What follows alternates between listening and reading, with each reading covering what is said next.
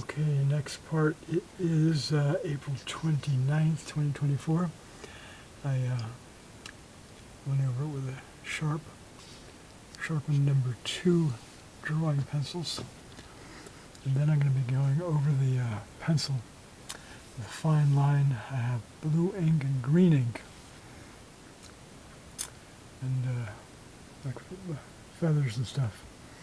Got a little separate coloring on the beak, on the eye, and a photo of where she had a red band on her, I guess it was the left foot. She's on viewer's right there. All right, to be continued, nearing completion here. I may get another allegorical sea monster or two in up there. I might leave that area blank, a little repose and solace.